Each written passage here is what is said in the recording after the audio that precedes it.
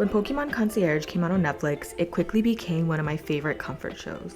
It's so wholesome and uplifting, and I became a huge Psyduck fan.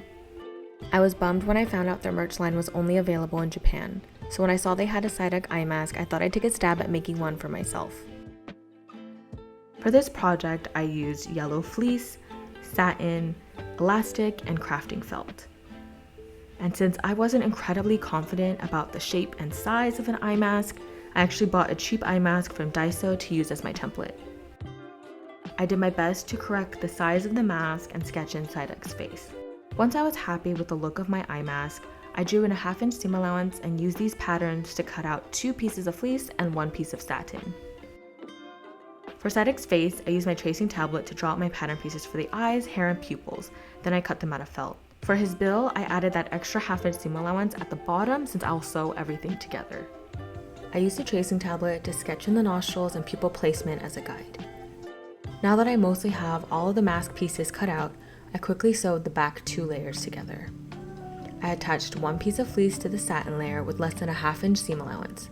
I chose to add an extra layer of fleece for extra cushion on the eyes when worn. I set this aside so I can keep working on Psyduck's face. I used embroidery thread to tack on all the details and embroider his nostrils.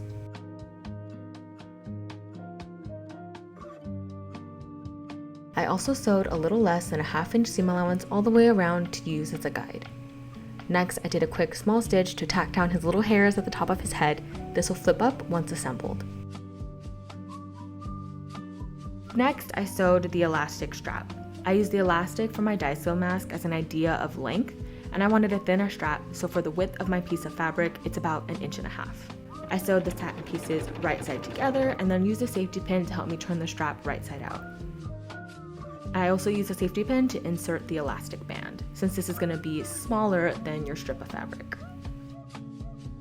Now that I have all my pieces, the front little face, the back piece, and the strap, I pinned everything together carefully. I pinned the strap to the back piece on the satin side, making sure to pin carefully in place and keeping the strap out of the way. Then I placed the face down, so all the right sides are together. Once pinned, I sewed everything together with a 1/2-inch seam allowance, making sure to leave enough room to turn everything right sides out. I made sure to notch the fabric since it's pretty thick and so the curves would lay nicely. Once I turned everything out, I simply hand stitched that opening closed to finish my mask. This is definitely one of those projects that's way cuter in theory than in use, but regardless, I'm happy I have a little piece of the show now and I can't wait for season 2. I've been having lots of fun with DIY and craft projects again, and I'm excited to nerd out over my favorite characters and shows with you. Thanks for hanging out with me, and we'll talk again soon. Bye.